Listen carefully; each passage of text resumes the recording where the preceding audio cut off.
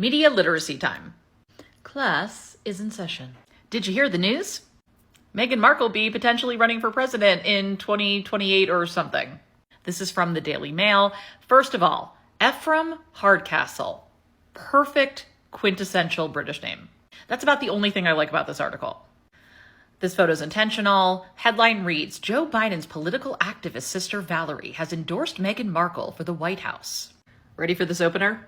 As Meghan's U.S. popularity nosedives below that of Harry, a smidgen of good news for her. Joe Biden's political activist sister Valerie has endorsed her as a woman she would back for the White House. Who said that?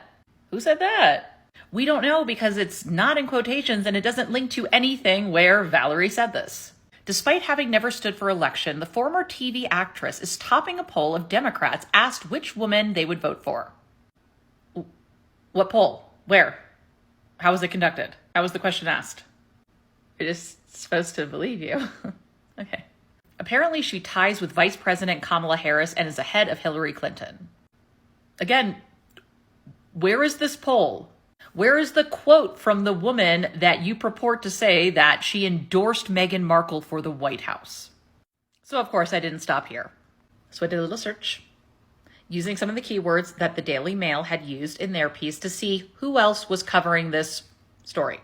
All right, the Express UK has talked about it. Meghan Markle endorsed for White House run by major Democratic activists as she tops new poll. President Biden's sister Valerie has reportedly endorsed her as a potential candidate, and she has also topped a poll in which Democrats were asked which woman they would vote for. The key word there is reportedly. Who has reported it and where is the proof? Also, what poll? And just to be clear, I cut myself off at a certain point for finding this poll because that is not the job of the consumer. It is the job of the reporter to show this information that they are basing an entire piece on. Intellectually lazy. Also, just a side note, I feel like the word activist is intentional. But I did a little cursory search and it seems like she's been a political strategist and that she's naturally participated in her brother's campaigns. I think it's supposed to make her sound more radical. I don't know. There's something about that that's gnawing at me, though. All right, back to the facts. And by facts, I mean articles, because we have yet to see any facts or quotes or polls. Meghan Markle backed for White House run by Joe Biden's sister Valerie, report. Okay, we might actually have the information of where this started. Valerie was on with Good Morning Britain on Tuesday, in which she said, quote, It's wonderful to have women in politics. The more women we have, the better our democratic system will work with a better point of view, a different point of view, and we embrace all women. We welcome Meghan to come in and join the Democratic Party, end quote. That is like a very basic political answer. She brings in Meghan at the end, but she pivots to a broader message of opening the party to all women and being the party that is going to stand up for women, which is especially crucial given the very strong feelings about Roe v. Wade being overturned. I can't get into that right now. Then she is asked if the Duke of Sussex would make a good presidential candidate one day. Biden Owens replies, yes, perhaps. Of course she will. That's a non-answer to a ridiculous question. That is not an endorsement. But also the idea that the sister of the President of the United States, who is going to be running for re-election in 24, is going to be openly endorsing someone else is wild. If this was even remotely true, it would be a huge blunder by a political strategist. And I could take the step further of watching the video and looking into how all of these questions came about, not just what was cherry-picked for these articles. But again, that is not the job of the consumer. This headline should be backed up by what is in this article, and it's not. Oh, but they do quote Tom Bauer. You know, the same guy who was too lazy to fact check if Kristen Meinzer was a woman or not. Spoiler, she is, and it was in her Twitter bio. Or sometimes writing about Omid Scobie and calling him Omar.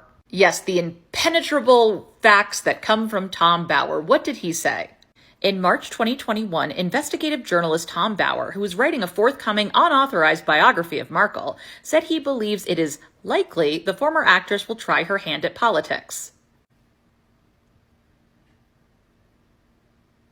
God, all the times that I doubted myself in my early 20s and thought I couldn't cut it as a journalist. So this article kind of cleared up what Valerie Biden actually said. But what about those polls? Still nothing. Give me raw data or give me death. Not until I found this piece from the Daily Record did I finally figure out who ran this poll. The article refers to it as the 2023 presidential election. I'm not a mathematician, but 2020 plus 4 is famously not 2023. But we can't focus on this. They mentioned that this poll was done by the Washington-based Democracy Institute of Democratic Voters. Of course, we're not going to link to the source. Don't want people jumping off the website. So I searched for this group. Oddly hard to find the website. It gets weirder, though. The Democracy Institute is a think tank in Washington, D.C. and London. It was founded in 2006, and according to the University of Bath, it's been involved in pro-tobacco activities and previously received funding from the tobacco industry. It goes on to say that its director, Dr. Patrick Basham, who was an adjunct scholar at the Libertarian Cato Institute until December 2013. I'll be honest, I did not see this coming. Again, it claims to be politically independent for policy research, but rarely is that the case. I even went to the Wayback Machine and used the URL, and this is from April 30th, 2023. The link is broken. And maybe they changed their URL, but why wouldn't it redirect? I tried typing in .com, .net, nothing. So at this point, I'm even more confused. Clearly, someone read something somewhere that says 25% said the Duchess would be the best for the job out of the list of female runners. Where does this poll live and where is this think tank? So I read through the article again. And the director, Patrick Basham, is quoted. He talks to the Daily Express US, and there's a link. So let's hop on over there. So I don't know if this is the author's inference or if this is how the poll was set up, but this poll is for 2024 Democrats about who they think could beat Donald Trump among a lineup of women if Joe Biden did not run.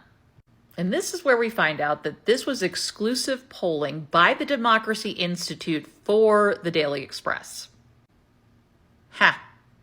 According to this article, again, no data, no link to the poll. The Democracy Institute polled 555 registered Democrats asking them who they would prefer to be their candidate for the White House if they had to choose a woman. What methodology was used for polling? How was the question asked? Who else was in this list? So far, I've seen Kamala Harris, Hillary Clinton, Elizabeth Warren, Alexandria Ocasio-Cortez. And so now I have a new theory. This poll was done for the Daily Express. Could it be that they wanted to include Meghan Markle among the list so that they could produce this kind of coverage? Because unless they just decided a random wild card to throw in there as just a variable among otherwise elected officials, not quite sure why Meghan Markle is in there. Also, if this was a serious poll, why wouldn't you put Gretchen Whitmer in there? Was this poll solely designed to create news where there isn't any? Are we reporting on pseudo events of our own creation instead of actual events? Because if the goal was just to produce a couple news cycles all about Meghan Markle, that was a success. If the goal was to deliver pertinent information that's important to readers, that's a fail. But do not fear, we got this very professional word art looking graph in the article. Image credit, but still, nary a link in sight. That one took several twists and turns. It's just a reminder to not take headlines at face value and to always question what you are not seeing, what isn't included.